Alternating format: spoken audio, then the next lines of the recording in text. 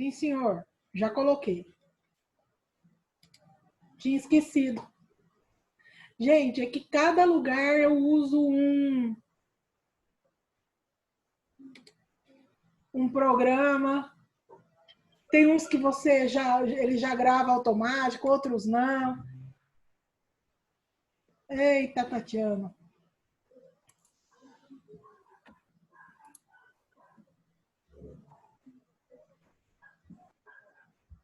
Vamos ver aqui. Cadê o restante desse povo, hein?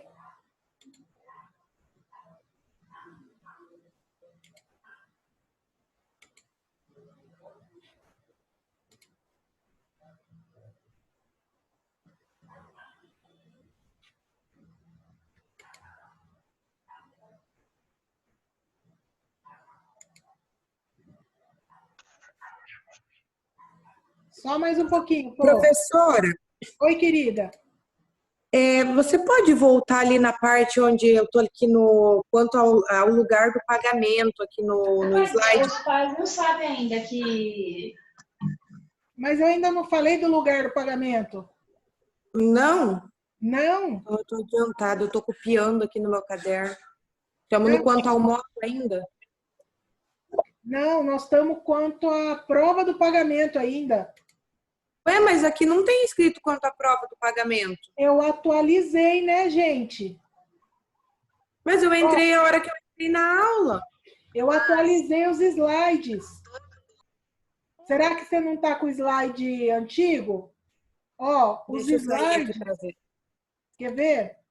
São 52 slides. Ah, esse aqui eu tô da aula de hoje, que tá lá com a data da aula de hoje. Como? Eu tô nos slides com a data da aula de hoje, do dia 18. Mas já não é esse aqui? Não, o que tá com 52 slides é da aula do dia 13/5. Lá 13. tem. Tá, Uhum. Gente, então vamos lá, ó. Eu acabei então colocando o arquivo errado lá. Ele começa com teoria do pagamento, né? Isso. Aqui nos 52. Não. Os 52 são 52 slides. Ele acaba.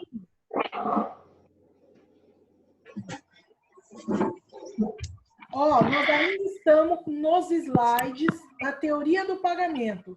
São 52 slides. E eu coloquei para vocês lá um outro arquivo, que é o arquivo da consignação e pagamento. Então, esse aí que eu tava. Professora, esse arquivo com esse arquivo com 52 slides tá na pasta da aula passada. Aí, tanto que o último tópico que tem desse de 52 é do tempo do pagamento. E quanto à aula de hoje, dia 18, está o que era da aula passada, com 42 slides. Perdão, então, pessoal. Tranquilo. Faz o seguinte, então. Alguém me manda um oi no WhatsApp agora que eu já mando para vocês. Mas eu retirei o material hoje e tá normal. Então, gente, eu não tô... Ô, gente, tá certo que eu tô ficando velha, né? Velha é uma encrenca, mas vocês colaboram comigo aí, gente. Tá certo ou não tá esse material? Porque eu mandei, é o mesmo material da turma da manhã, ninguém falou nada. É um material com 52 slides. É que assim, ó, eu primeiro postei o material, ele não estava completo. Eu fui atualizando. Professora, mas esse de 52 slides é o que está na aula do dia 13/5, que começa com teoria do pagamento, não é esse? Então, vocês têm, né? Sim, eu tenho esse. Dois, 52 está nos dois. Então, tá tanto eu tô do certa, dia gente. 13 e do dia 18, tá certo. Ai, graças a Deus, eu tô certa, porque... Falei, gente, o que eu fiz? Então tá certo, né, Gustavo? Todo mundo tem material. Vamos Tá continuar. certo. Tá na mão, Então, tá bom. Tati. Então, eu tô absolvida. Pessoal, então vejam só, né? o que a gente estava falando quando nós encerramos a nossa primeira aula? A gente estava falando exatamente o seguinte, né? Que quando a gente paga cotas periódicas, o que isso significa, né? Cotas periódicas. Parcela, mulherada. Sabe parcela? Coisa que a gente não está fazendo, né? A gente não está fazendo muita parcela, seja, né? A não ser se vocês estão fazendo. Aqui em casa está meio prejudicado essa parte. Então, eu não estou fazendo minhas parcelinhas. Parcela, povo. Você está pagando em parcela. Então, imagine lá que você está fazendo um curso de inglês. E você recebeu lá todos os boletos do ano todo do curso. Olha só, qual é a presunção? A presunção é que, se você efetuou o pagamento deste mês, o pagamento das parcelas anteriores já foi feito. Foi feita a quitação. Presume-se isso, tá? Só se for provado o contrário. Beleza, pessoal? A gente pode provar o contrário? Sim, perfeitamente. É possível fazer a prova do contrário. Professora, sabe me dizer que página dos slides que tá, para eu poder acompanhar aqui? Posso, Laís? 41. Obrigada. Nada, imagina. Aí, pessoal, olha só. O que normalmente é feito, né? Eles colocam nesses boletos, eles colocam o seguinte, a seguinte assertiva, de que o fato de estar se quitando a parcela deste mês não significa que as anteriores foram quitadas. Deu para entender?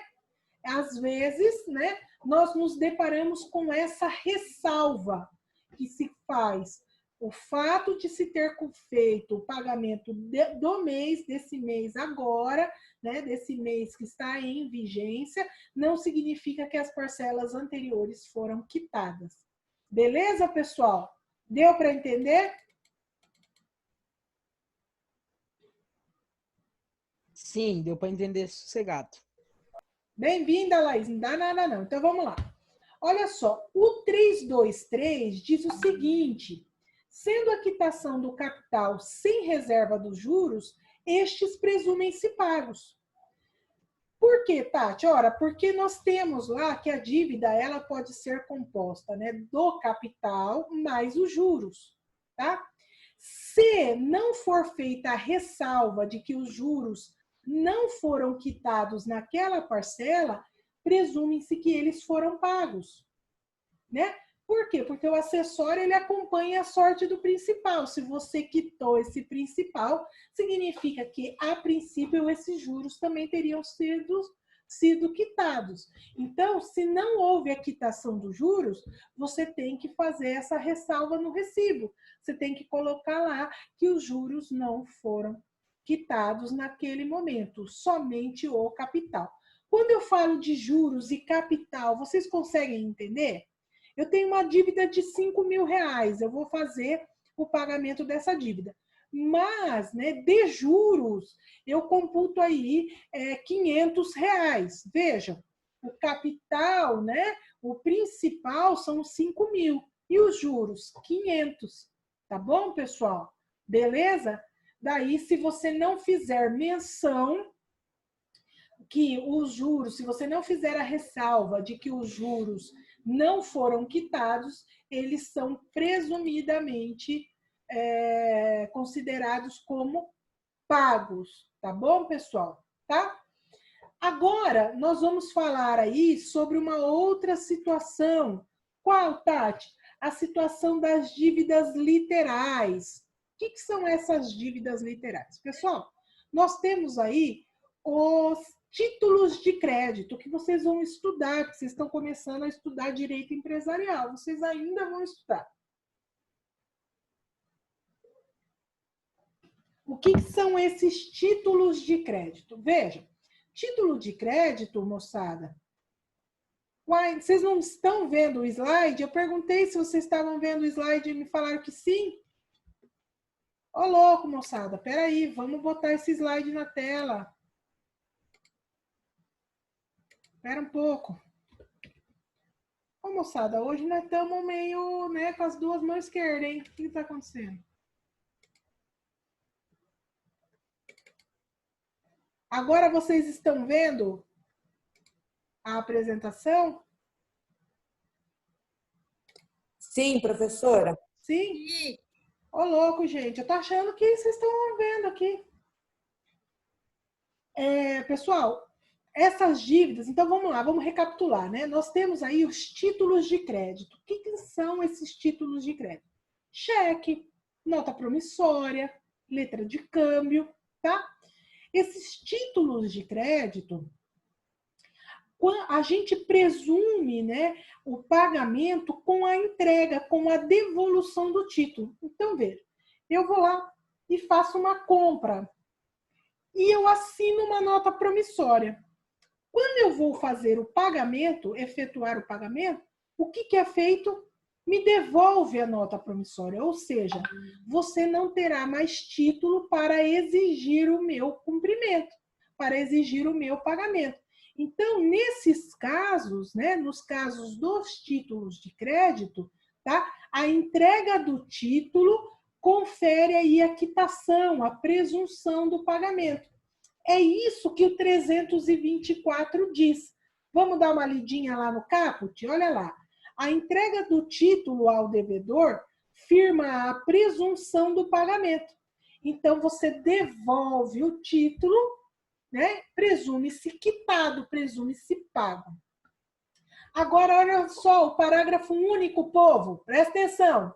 Ficará sem efeito a quitação, assim operada, se o credor provar em 60 dias a falta do pagamento.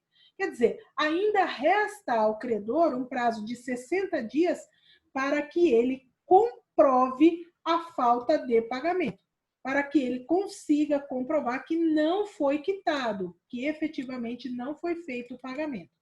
Beleza, pessoal? Tranquilos? Posso seguir? Estão entendendo, gente? Sim. Beleza, então. Então, vamos lá. O artigo 325 fala das despesas para o pagamento. Ficam a cargo de quem? Porque, ó, pessoal, a gente tem uma visão muito simplista do que é pagamento. Porque ainda você está pensando que pagar é entregar dinheiro. Mas não é. Pode ser que pagar seja entregar uma safra de soja. E isso impõe todo um custo, não é verdade? Nós temos aí que pagamento possa ser entregar um carro que se encontra em outra localidade, ou possa realizar algo, praticar algo, e isso gera despesa. Quem é que arca com essa despesa? É isso que nós vamos descobrir agora. Onde eu encontro isso, Tati? No artigo 325 do Código Civil. Vamos fazer a leitura? Presumem-se a cargo do devedor as despesas com o pagamento e a quitação. Se ocorrer aumento por fato do credor, suportará este a despesa acrescida. Então, olha só, a despesa do pagamento, a princípio, correm à conta do devedor. Então, imaginem que eu tenho que fazer uma entrega, ou seja, fazer um pagamento na cidade de Londrina. Tá? Tá combinado que o pagamento acontecerá daqui a um mês. Beleza, pessoal? Eu, devedora, vou ter que me deslocar até Londrina para fazer esse pagamento. Nesse um mês, o credor se muda a Curitiba. Quem é que paga essa diferença? Veja, se o credor der causa ao aumento, olha lá, hein? Se o credor der causa ao aumento, ele é que vai suportar essa despesa acrescida. Deu para entender? Então, olha só, pessoal. A princípio, a rigor, o pagamento, né, a sua despesa ficam a cargo do devedor. Eu posso estipular de forma contrária? Pode, você está dentro do direito privado. É aquela maravilha que a gente já conhece, tá certo? Não é o estrogonofe do direito, né, pessoal? Que vocês estão experimentando com a Letícia, mas vamos lá, né? Tá bom? Ele é muito bom, muito saboroso também, tá? É Vou um descobrir bife. uma... É o quê, bem? É o bife do direito. Ai, bife não, gente. Bife não. Eu vou pensar... Você sabe que eu tenho pensado que comida que eu vou associar com a minha matéria. Vou pensar uma comida aí e vou associar com a minha matéria também.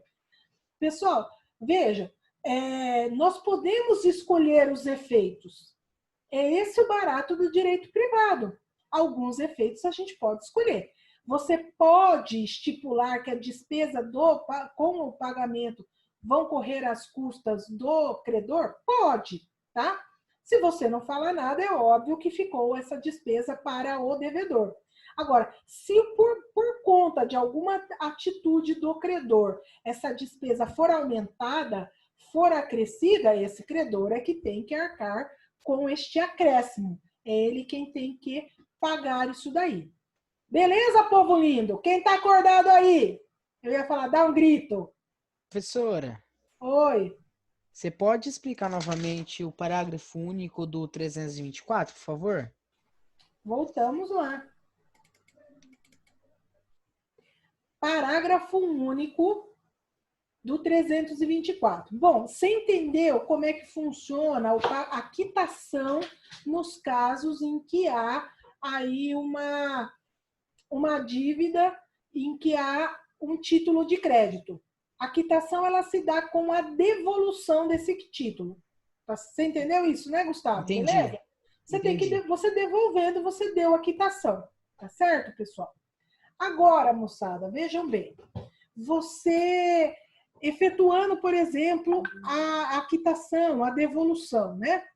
Se o credor, né, ele verificar que não foi feito o pagamento, ele ainda tem 60 dias para reclamar essa falta de pagamento.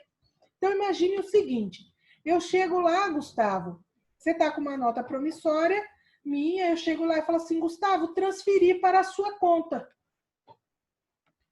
Posso fazer isso? Posso. Você vai lá, tira a nota promissória e me entrega.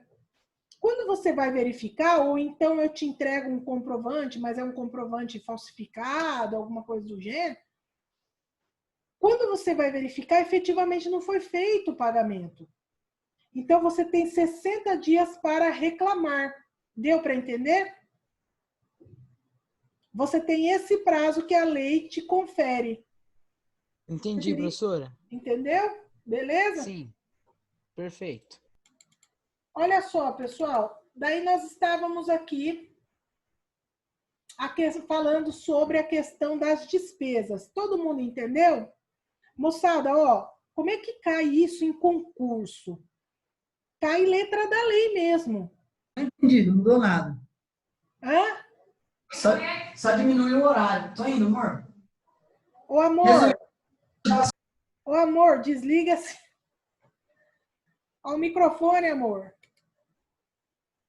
Olha só. Como é que cai isso? Vai cair assim, ó.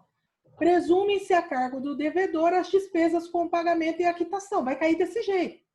Você tem que lembrar disso. Você não pode se esquecer dessas situações. Porque é desse jeito que cai. Beleza? O 326, para a gente encerrar essa parte, tá? Ele diz o seguinte, né? Se o pagamento ele tiver que se fazer através de medida, de peso, né? Porque nós podemos ter que fazer isso. Você pode ter que medir a extensão territorial, por exemplo. Você está comprando uma fazenda, você tem que entregar, ou aquele terreno ele se dá em razão de uma extensão territorial que você vai receber, sei lá, algum negócio jurídico que você está celebrando ali.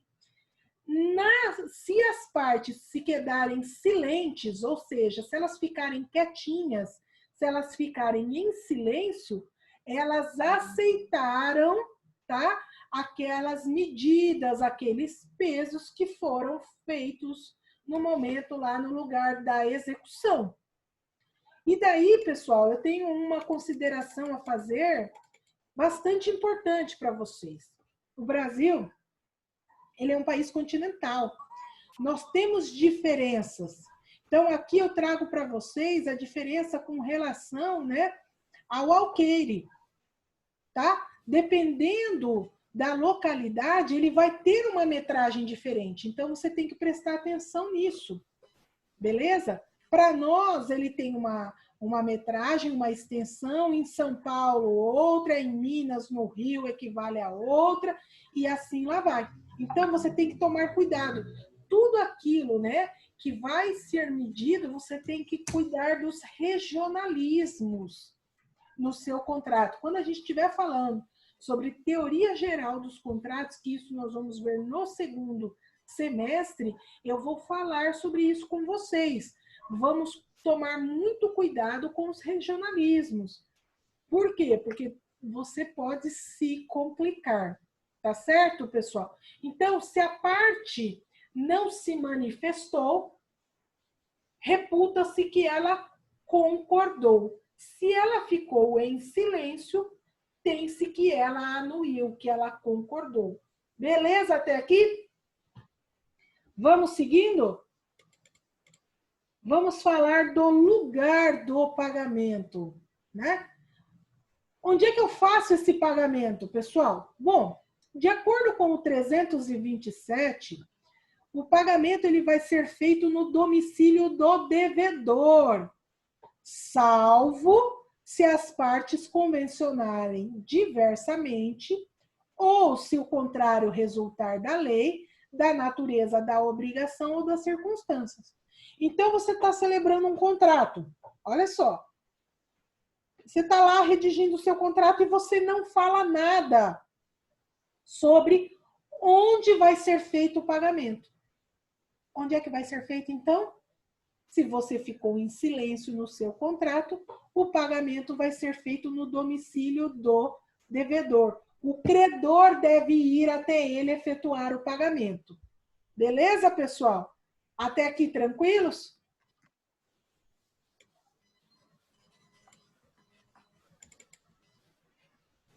Então, olha só, já que ninguém está falando nada, né? Deixa eu botar mais uma criatura. Ficou tranquilo, professor. Era isso que eu tinha perguntado aquela hora. Então tá, amor. Por isso que eu falei para você que a gente não tinha chegado ainda nessa parte, né? Então, olha só, pessoal. Existem alterações a essa regra? Lógico, certo? Uma delas é a que a gente mesmo pode convencionar. A gente pode estipular outro local para o pagamento, sem problema nenhum. Quando você compra um carro e você combina o pagamento do carro, né? Lá no momento em que estiver assinando o documento e reconhecendo firma, você alterou o lugar do pagamento. Não vai ser na casa do devedor. Tá certo? Beleza? Então você está alterando. Ele também pode ser alterado pela lei.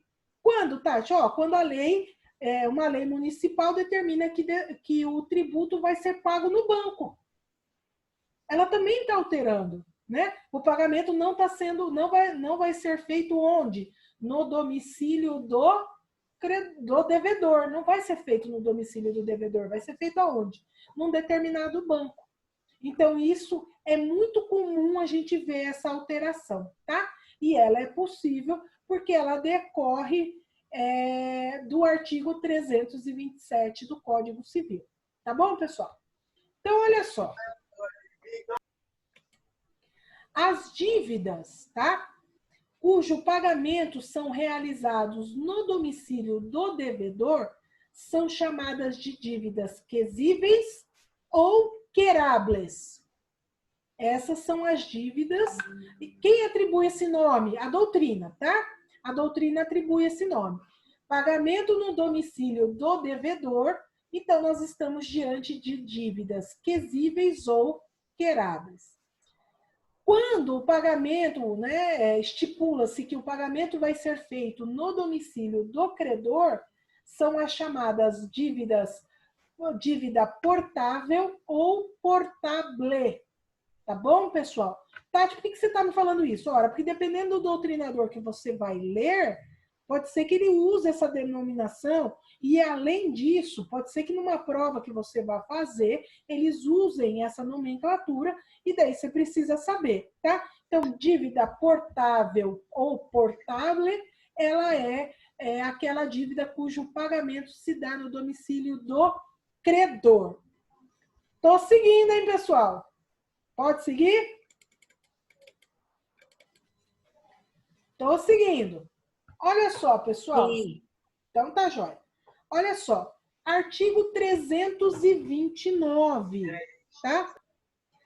Acontecendo, né, algum motivo grave que impeça que o pagamento se efetue num lugar determinado, o devedor ele pode fazer em outro, sem prejuízo ao credor, tá? Então, o 329 diz isso para a gente. Ocorrendo um motivo grave para que se não efetue o pagamento no lugar determinado, poderá o devedor fazê-lo em outro, sem prejuízo para o credor. Nós podemos aí estar diante de inúmeras situações, né? Desde de um fenômeno da natureza, né? Até começou a chover, caiu teve deslizamento de terra e tudo mais, impediu o acesso, né? Dentre outras circunstâncias, tá bom? Aí o pagamento ele pode ser efetuado em outra localidade, tá? Agora, prestem bastante atenção nesse artigo 330. Ele é importantíssimo para você. Sabe por quê? Porque a hora que isso dá problema, o teu cliente te liga. Quer ver? Vou ler o artigo 330 para você. O artigo 330 diz assim: o pagamento reiteradamente feito em outro local faz presumir renúncia do credor relativamente ao previsto no contrato. O que isso significa? Presta atenção. Combinado é o seguinte, que o pagamento vai ser feito no domicílio do devedor. Eu vou lá e faço pagamento no domicílio do devedor. Por exemplo, alimentos, pensão alimentícia. Ficou acordado que é no domicílio que vai ser feito. Bom, o credor todo mês ia lá e efetuava o pagamento. Um belo dia ele está passando por uma agência bancária e fala, nossa, sabendo uma coisa, vou depositar aqui, vou ganhar tempo, eu estou cheio de coisa para fazer, vou entrar na agência e vou fazer o depósito. Aí ele faz aquele mês. No mês seguinte ele faz de novo. No outro mês ele repete. O credor não se opõe. Tá pagando, beleza. Só que daí chega um bendito do mês que ele tá com a conta estourada. E ele não queria cobrir a conta, ele queria pegar aquele dinheiro para gastar, fazer outros pagamentos. Só que o devedor foi lá e depositou. O que acontece? Ele passa a mão no telefone e liga para você. Porque, doutor, ele está pagando, ele fez o depósito e ele tinha que vir pagar aqui. E ele não veio pagar aqui, porque eu não aceito, porque não sei o quê. Sabe qual é a pergunta que você tem que fazer pro seu cliente? Assim, ó. É a primeira vez? Tá? Ó, Tati está ensinando. É a primeira vez? Se ele falar sim, beleza. Né? Você tem que fazer. Se ele falar não, já está pagando faz 5 meses desse jeito, é o 330. O pagamento reiteradamente feito em outro local faz presumir renúncia do credor relativamente ao previsto no contrato. Ele pagou, você não reclamou, você anuiu. Você concordou, agora ele pode fazer o pagamento em outro local. Deu para entender, pessoal? Deu para entender? Sim. Sim, muito Sim. bem. Só a Laís e o Gustavo que estão me... Deixa eu ver quem está falando aqui comigo. Pessoal, tem mais 10 minutinhos de aula só. Então, vamos lá, Juliana. Obrigada, viu, que você está prestando atenção na minha aula. O restante, vocês estão vendo a novela, gente? Essa novela já passou, isso é reprise. Eu também estou prestando. Isso mesmo, Simone. Não assiste Nem novela, de novela não, eu gente. gosto, hein, professora? Oi? Nem de novela eu gosto. Então tá jóia. Beleza, Luiz. Vamos lá. Ah, essa novela já passou, hein? Esquece essa novela. Vem com a Tati. Ó, tô ensinando um monte de coisa importante, hein, gente? Oi, Juliana. Voltou? Então, beleza. Vamos lá, pessoal. Vamos falar sobre o tempo do pagamento, pessoal. Vamos lá. O pagamento, ele deve ser feito quando? Bom, na data, né? Beleza, Murilo? Claudemir, estamos na aula, então estamos juntos. Dorme não, pessoal, não dorme não, que isso aqui é importante pra caramba, viu? Tá dando para perceber a aplicação prática de todos esses conceitos? Eu espero sinceramente que sim, porque vocês vão utilizar isso aí no dia a dia, viu? Eu, quando estudei direito... Valeu, Juliana, obrigado, viu? Eu, quando estudei direito das obrigações, meu professor não dava exemplo do cotidiano, nem nada. Eu estudei, eu falava assim, para que eu vou usar isso aí? Tá? Nossa, mas que eu vou ficar estudando essa teoria aí? Para quê? Que aplicação que eu vou dar? E daí, a hora que você começa a divulgar, você percebe que a aplicação ela é muito grande, tá? Tempo do pagamento. Vamos lá para o tempo do pagamento. Pessoal, quando eu devo fazer o pagamento? Bom, o pagamento deve ser feito no dia do vencimento. Na data que ficou conversado. Tá certo? O pagamento deve ser feito no dia 18/5. Bom, essa é a data do vencimento. É nesse dia que ele deve ser feito. Tá? Olha o que diz o 331. Salvo disposição legal em contrário, não tendo sido ajustada a época para o pagamento, pode o credor exigi-lo imediatamente. Se você não fixou uma data para que o pagamento aconteça, o credor pode exigir o pagamento imediatamente, naquele momento. Beleza? Então, presta atenção. Eu tô dando aula lá na escola da magistratura, né? Que é a nível de pós-graduação, e eu tenho dito isso para os meus alunos, e é algo que eu vou dizer para vocês. Pessoal, esse negócio de ficar puxando o contratinho da internet, tem que tomar cuidado. Vocês estão vendo a quantidade, né, de situações que envolvem uma relação obrigacional, que envolvem uma relação contratual. Não acha que puxar contratinho da internet vai resolver o problema, tá? Beleza? Tem que tomar muito cuidado com isso. Bom, continuando. Olha o que diz o 332. As obrigações condicionais cumprem-se na data do implemento da condição, cabendo ao credor a prova de que deste teve ciência o devedor. O que isso significa? Pessoal, vocês lembram, né, das condições termo, condição e encargo da escada pontiana? Vocês se recordam? Então, termo é um evento futuro e certo, e encargo, evento futuro e incerto. Quando é que eu vou ter que realizar o pagamento de uma obrigação condicional, ou seja, que tenha uma condição? Ora, quando essa condição se cumprir, quando houver o adimplemento da condição. Então, é aquela brincadeira que eu faço com vocês. Eu vou doar um apartamento para a Gabriela quando ela colar grau em medicina, por exemplo. Vejam, quando que eu tenho que pagar? Quando a Gabriela colar grau em medicina. E olha o que o 332 ele diz para a gente. Que o credor, ou seja, a Gabriela, é ela que tem que fazer prova de que cumpriu com a condição. Ela é que tem que me dar ciência. Então, ela tem que chegar em casa, né, e falar assim, tá aqui o diploma, mãe, colei grau. Tó, passa a chave para cá. Deu para entender, pessoal?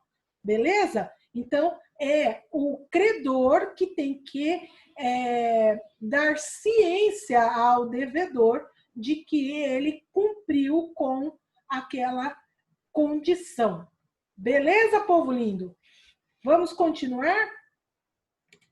Do jeito que ela ia fazer era medicina veterinária e fazer você pagar. Misericórdia. Não, mas essas coisas que ela não está escutando ainda não, tá? Beleza? Pessoal, eu estou falando aqui para vocês o seguinte, que o credor, ele só pode exigir o pagamento na data, né? Na data fixada. Mas existem situações previstas no artigo 333 que podem, né, que possibilitam a antecipação desse pagamento. Todas essas situações estão atreladas à saúde financeira do devedor. Quando você observa que o devedor está mal financeiramente, você pode, olha só, hein? Você pode exigir o pagamento antecipado. Quais são essas situações? A primeira, caso de falência do devedor, tá certo? Aí, mesmo antes de vencida o pagamento, a data para o pagamento, o credor ele pode habilitar o crédito, né, no processo de falência. Tá vendo como está atrelado à saúde financeira do credor? Ou do devedor, perdão, tá? Outra hipótese, pessoal, se os bens, né, que foram penhorados, né, eles foram utilizados para a execução de um outro credor, tá? Foi dado em garantia aí um bem, né? Foi hipotecado um bem em garantia. E esse bem hipotecado está servindo para pagar um outro credor. Nesse caso, você também pode antecipar o vencimento, né, daquela dívida para exigir o pagamento, o cumprimento. Por quê, Tati? Olha, porque eu estou vendo que eu não vou conseguir receber. É por isso que a lei permite. Eu já estou vendo que eu vou rodar. Tá dando para entender, pessoal? Então, a lei nos dá essas hipóteses. Outra hipótese, pessoal, é quando cessarem, né, ou forem insuficientes, por exemplo, garantias fidejussórias. Que garantia fidejussória é essa, Tati? Fiança, né? O fiador, ele deixa, né, ele não mais vai garantir aquela dívida, ou a hipoteca, aquelas garantias reais, né, penhor, vocês vão estudar isso quando vocês estiverem estudando direitos reais, né? Então, daí, nesse caso, você chama o devedor para reforçar. Você fala assim, olha, essa garantia que você está me dando aqui, ela não é suficiente para quitar, para garantir a dívida. Eu quero que você reforce. Se ele não conseguir reforçar, se ele não conseguir renovar, você também, a lei também permite que você antecipe o vencimento, justamente porque você está prevendo que não vai conseguir receber. Beleza, povo lindo? Moçada, eu tenho mais 1 minuto. Professora, Oi. então vamos supor que a professora Letícia deva para você e deva para mim. Ela aliene no seu contrato, tanto no meu, o carro dela. Só que o seu Sim, contrato vai vencer. Então, eu posso adiantar a minha execução e penhorar o carro dela para satisfazer a minha obrigação antes da sua? Ou não? É assim, só se ela tiver que utilizar do carro para efetuar o pagamento. Aí você pode. Tá bom? Pessoal, Entendi. meu tempo está acabando, tá? Qualquer coisa, se vocês tiverem dúvida, eu retomo daqui. Beleza. Próxima aula. Tá bom? Boa noite, gente. Boa noite. Boa Fiquem noite, com prof. Deus. Beijo. Boa noite, prof. Boa noite. Até quarta. Até. Até, se Deus meus quiser. amores. Até. Tchau. Tchau, Tchau. queridos. Tchau.